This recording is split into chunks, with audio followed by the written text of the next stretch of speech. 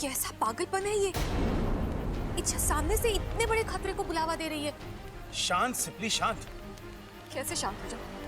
इच्छा उस शक्ति के बारे में जानती भी नहीं, उस शक्ति का अंदाजा भी नहीं है उसे, और जानबूझकर उसे चुनौती देना मतलब। आज तक इच्छा ने कोई भी काम बिना सोचे समझे किया है क्या? नहीं। अरे भरोसा रखो उस पर। जहां हम लोगों की सोच खत्म हो जाती है वहां इच्छा का दाव शुरू होता है। सामने वाला समझ भी नहीं पाता और इच्छा अपनी चाल खेल जाती है।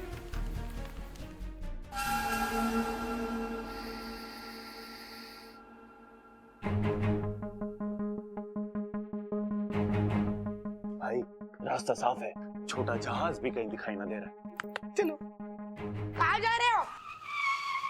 अरे टाइटैनिक, चल बीच में सर, भाई को अंदर जाना, चल। अंदर जाना मना है। अरे अपू बेटा तू देख ना राके, भाई ने हेलमेट पहन रखा है।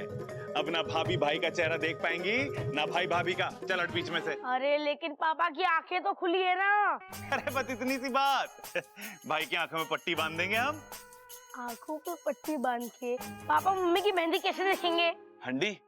अरे अपू हंडी देखनी होती तो यहाँ क्यों आता, रसोई में जाता ना।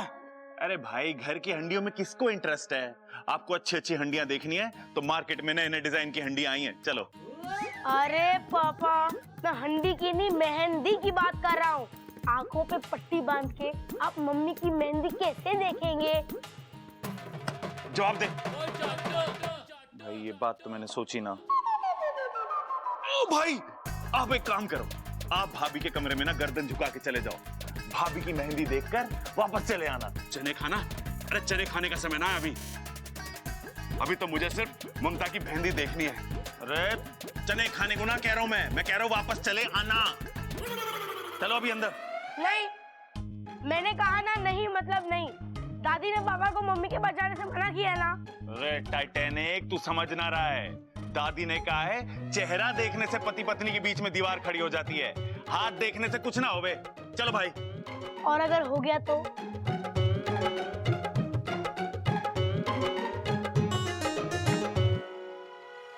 और अगर हो गया तो? छोटे रहने दे, मैं शादी के बाद ही ममता की मेहंदी देख लूंगा। चल। मेरे पापा कितने भोले हैं, मम्मी भी सीधी सादी है। पता नहीं मेरे पास ये शैतानी दिमाग कहाँ से आया। मैं अब भी तुम्हारा इंतजार कर रही हूँ, आओ मेरे सामने। नहीं, तुम नहीं आओगे क्योंकि तुम कायर हो। तुम सिर्फ पीठ पीछे वार करना जानते हो। मेरे सामने आके वार करने की या मेरे वार को झेलने की हिम्मत नहीं है तुम में। अपने आप को बहुत ही शक्तिशाली समझते हो ना, और एक सपोली से डर गए। अरे लानत है तुम पर। दिमाग को भेदने वाला दिल का इतना कमजोर होगा ये मैंने कभी नहीं सोचा था। बस अब अपनी हार मान जाओ और इंसानी बस्ती से दूर चले जाओ।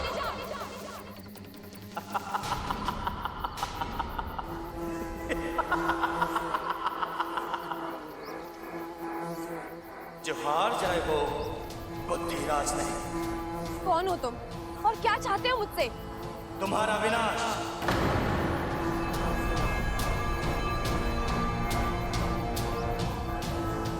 और तुम्हारे साथ साथ इस पूरी अच्छाई का विनाश। अच्छाई ना कभी खत्म हुई है और ना कभी होगी। तुम जैसे कई आए और कई चले गए, लेकिन अच्छाई जहाँ थी वहीं रहेगी। उसी के दम पर ये दुनिया कायम है और इतिहास गवाह है कि जब जब किसी बुद्धिराज ने पृथ्वी पर जन्म लिया है, इसे खत्म करने के लिए एक इच्छा पैदा हुई है। लेकिन आज इतिहास बदलेगा, आज बुराई जीतेगी, आज बुद्धिराज जीतेगा। मैं नहीं जानती तुम्हारी मुझसे क्या दुश्मनी है, लेकिन जो जो अच्छाई का दुश्मन है वो इंसानियत का दुश्मन है, और वो मेरा भी दुश्मन है। आओ तो फिर देखते हैं किसमें कितनी ताकत है। अपनी जितनी शक्ति आजमानी आजमा लो। मैं यहाँ तुम्हारे सामने कवच की तरह खड़ी रहूंगी और तुम मुझे भेद कर नहीं जा सकते।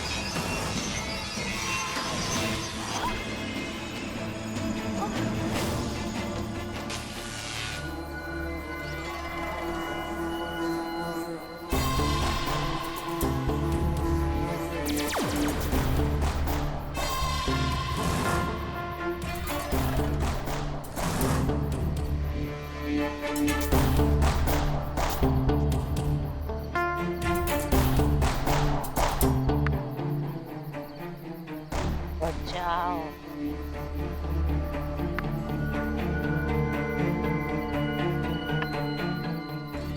उठो।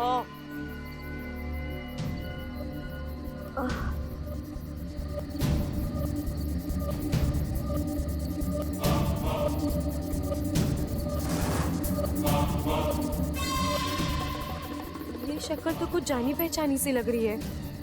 कहाँ देखा है मैंने इसे?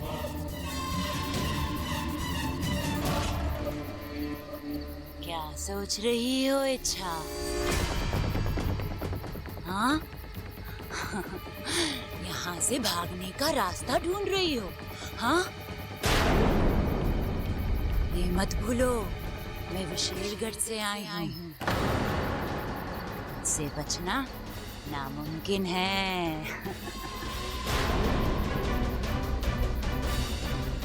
मुझे छेड़कर तुमने बहुत बड़ी गलती की है। अब इसका अंजाम तो तुम्हें भुगतना ही होगा। मैंने किसी को नहीं छेड़ा है। मैं सिर्फ मेरे घर को, मेरे अपनों को और मेरे नागिस्तान को बचाने की कोशिश कर रही हूँ।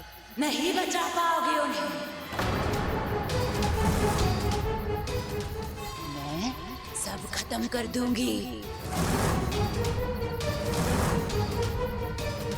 मेरी ताकत तो तुम देख ही चुकी हो।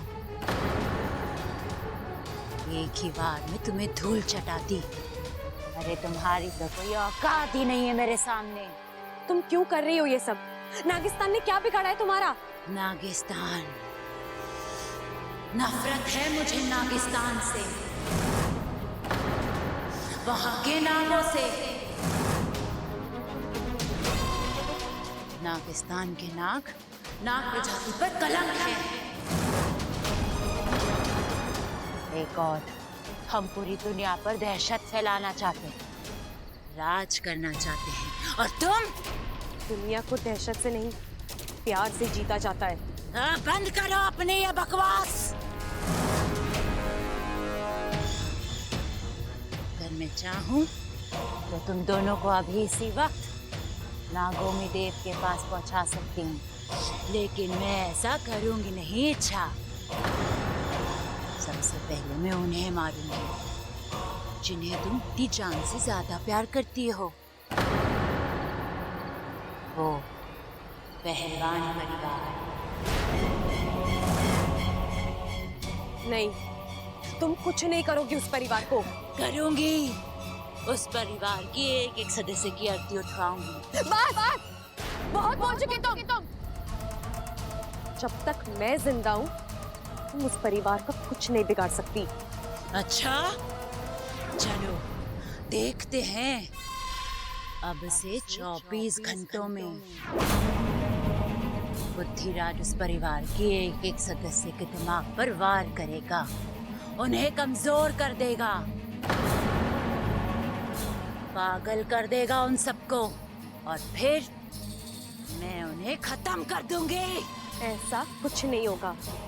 मैं तुम्हें तुम्हारे इन मंसूबों में कभी कामयाब नहीं होने दूंगी।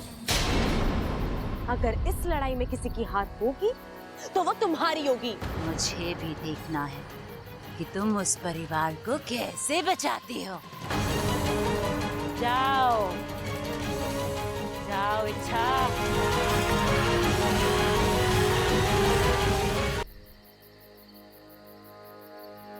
उफ, जिसका डर था वही हुआ। विशालगढ़ की शक्तियों के सामने इच्छा की शक्ति कम पड़ती जा रही है। मुखिया जी, ये तो खुद की रक्षा नहीं कर पा रही है, तो फिर घर के बाकी सदस्यों की रक्षा कैसे करेगी? हम सब बिना अपनी शक्तियां उसे दान कर देते हैं, शायद हमारी शक्तियां उसे बचा पाए। नहीं सिपली, इच्छा नहीं मानेगी। ये चुनौती उसने दी है और ये उसकी अपनी लड़ाई है। और जहां तक मैं इच्छा को जानता हूं, वो अपनी लड़ाई खुद लड़ेगी। लेकिन मेरी सपोली। नागोमी देव पर विश्वास रखो, वही उसे इस लड़ाई को लड़ने का हौसला और बल देंगे। ए शमशान घाट के वासियों, आओ। मैं विशेषगढ़ की राजकुमारी, मुझे तुम्हारी सहायता की जरूरत है। आओ।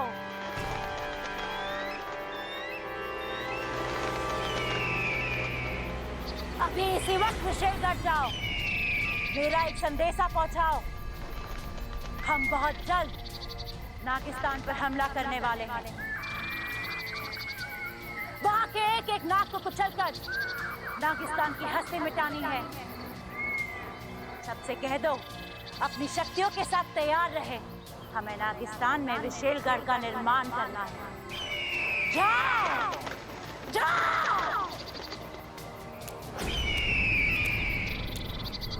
विशैली, ये कौन सा खेल खेल रही हो तुम? अच्छी खासी वो इच्छा हमारे हाथ आई थी, उसे तो उसी वक्त मार देना चाहिए था।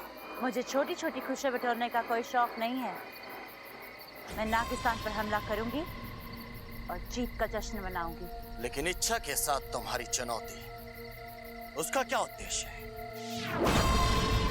अगर मैं इच्छा के गले पर तलवार भी रख दूं, तब भी वो मुझे नागिस्तान का पता नहीं बताएगी। लेकिन जब ये पूरा पहलवान परिवार पागल होगा, तब मैं तलवार की नोक उनकी गर्दन पर रख के इच्छा को मजबूर करूंगी कि वो मुझे नागिस्तान का पता बताए। और फिर होगा आक्रमण, नागिस्तान पर विशेषगढ़ का आक्रमण। वाह, कमाल की योजना है विशैली। और शुरुआत तुम्हें करनी है। 24 घंटे हैं तुम्हारे पास। पहलवान परिवार के एक एक सदस्य को पागल कर दो। अब लो, और मेरा पहला शिकार होगा वो बबल। नहीं, बब्बल नहीं, कोई और शिकार ढूंढो। और जब तक मैं ना कहूं बब्बल पर हमला मत करना, समझे? घी के कनस्तर बनाए थे वो कहाँ हैं? शादी के बाद भेजेगा क्या? अब भेज, जल्दी भेज। हो प्रबल साहब अपनी शादी की तैयारी खुद ही कर रहे हैं। अच्छा है, भाई दाद देनी पड़ेगी तेरी हिम्मत की। क्या नसीब वाला है तू। लोग एक शादी नहीं झेल पाते और तू दो कर रहा है। पिताजी शादी दूसरी है, पर बीवी तो पहली वाली है ना। अरे बेटे, ऐसे हालातों में तो और मुश्किल हो जावे है। मैं तो अपनी पहली शादी को बुरा सपना समझकर भूलने की कोशिश कर रहा हूँ। क्या है? क्या? हाय हाय, आज कह रहे हो पहली शादी को भूलने की कोशिश कर रहा हूँ, कल को कहोगे मुझे भूलने की कोशिश कर रहा हूँ, परसों कहोगे खुद को भूलने की कोशिश कर रहा हूँ, और तरसों बोलोगे हम आपके हैं कौन? बताओ। बस! ये जो तेरी बातें ठोकने की आदत है ना, इस पे बड़ा प्यार आवे है मुझे। इन्हीं बातों पर फिदा होकर तो मैंने तुझसे शादी करी थी। अरे पगली, तुझे तो बस मैं ही झेल सकूं। आज क्या करो, अम्मा जी आ जाएंगी। आने दे माँ को। ये खड़क प्रताप सिंह किसी से नहीं डरता। खड़ा क्या कर रहा है तू? बस कर। माँ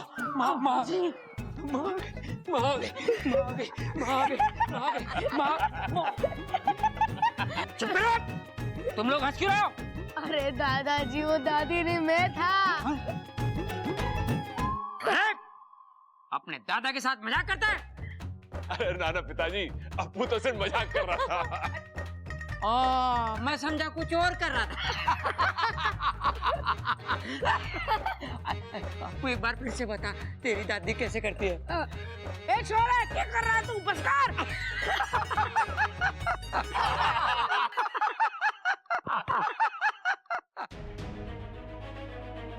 कितना हंसता खेलता प्यारा घर है, कितने खुश हैं सब लोग। और वो विशेषगढ़ वाली नागिन इसे नहीं, मैं इस घर पर कभी कोई आंच नहीं आने दूंगी, कभी नहीं।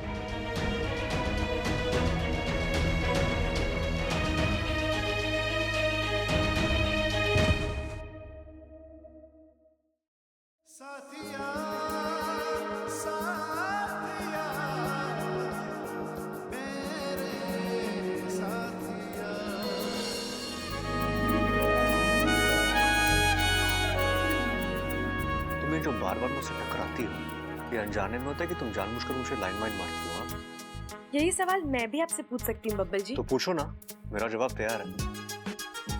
वो क्या है ना, कभी कभी मुझसे गलती हो जाती है तो फिसल जाता हूँ। अब तुम अमृता तो हो नहीं कि जानबूझकर तुम्हारी बाहों में आऊंगा। अमृता की बाहों में जो सुकून है ना, वो तुम्हारी बाहों में कहाँ। बब्बल जी, मेरा मूड वैसे ही बहुत खराब है, आप मुझसे उलझेंगे ना तो मैं तो क्या कर लोगी?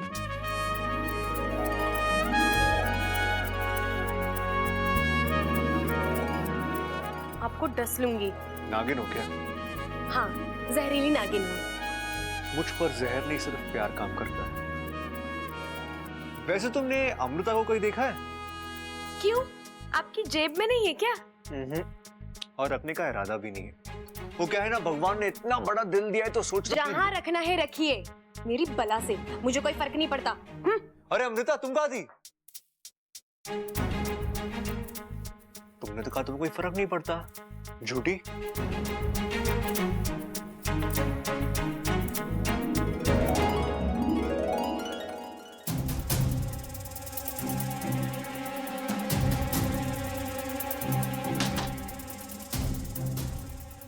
जी जानबूझकर कर रहे हैं सब, उन्हें पता है मुझे तकलीफ होती है, फिर भी।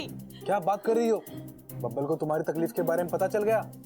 तुमने उससे बुद्धिराज के बारे में तो नहीं बताया? अरे वाकू, मैं इस तकलीफ की बात नहीं कर रही हूँ। फिर और कौन सी तकलीफ है तुम्हें? छोड़ वो सब, फिलहाल हम ये सोचते हैं कि हमें उस विशैलगढ़ की नागिन और बुद्धिराज से कैसे निपटना है। ये चुनौती आसान नहीं है इच्छा। मैं जानती हूँ, हम जिससे लड़ रहे हैं वो एक भंवरा है, एक ऐसी शक्ति जिसकी किसी भी चाल का हमें कोई अंदाजा नहीं है। सालों पहले मुखिया जी ने मुझे एक धूमकेतु की कहानी सुनाई थी, जो कभी भी कहीं से भी प्रकट हो सकता है। ये बुद्धिराज भी उसी धूमकेतु की तरह, जो अचानक भन्नाता हुआ आएगा और किसी के भी दिमाग को भेद देगा। कैसे रोकोगी इसे तुम? मैं इस शक्ति को रोक पाऊं या ना पाऊं, लेकिन इस घर के लोगों को खतरे से आगाह तो कर सकती हूँ ना। और मैं ये सोच रही हूँ कि मैं इनको बोलूंगी क्या।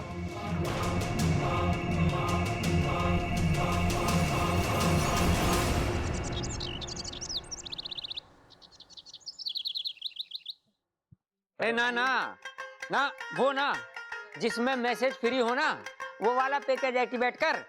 हाँ हाँ, और आज कर, समझा? हाँ। अरे नाश्ता ठंडा हो रहा है। अरे माँ, मैं सोच रहा था कि सबको फोन पे ही न्योता दे देते हैं। सही कह रहा है तू, कार्ड छपाने का समय कहाँ है हमारे पास, शादी जो सर पर खड़ी है। हाँ। अच्छा सुनिए सुनिए, मुझे आप सबसे एक बहुत जरूरी बात करनी है। क्या बात है छोरी, तू तो बड़ी टेंशन में लग रही। टेंशन वाली तो बात है अंकल जी, मैंने अभी अभी टीवी पे देखा है, हमारे गांव में एक जहरीला भंवरा दिखा है, और जब वो इंसान को काटता है तो उसकी जान ही निकाल लेता है।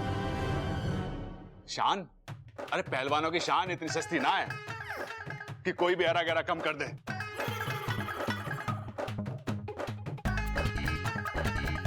प्रबल भैया, मैं शान की नहीं, जान की बात कर रही हूँ। ए छोरी, वो भंवरे के काटने का कोई इलाज विलाज बताया उन्होंने? हाँ दादी, एक दवाई है जिसे छिड़कने से भंवरा भाग जाता है।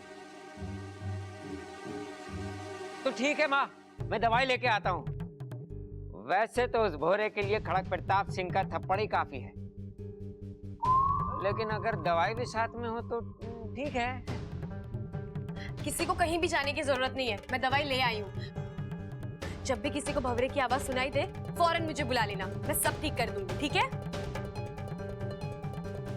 कितनी प्यारी छोरी, सबका कितना ख्याल रखती है।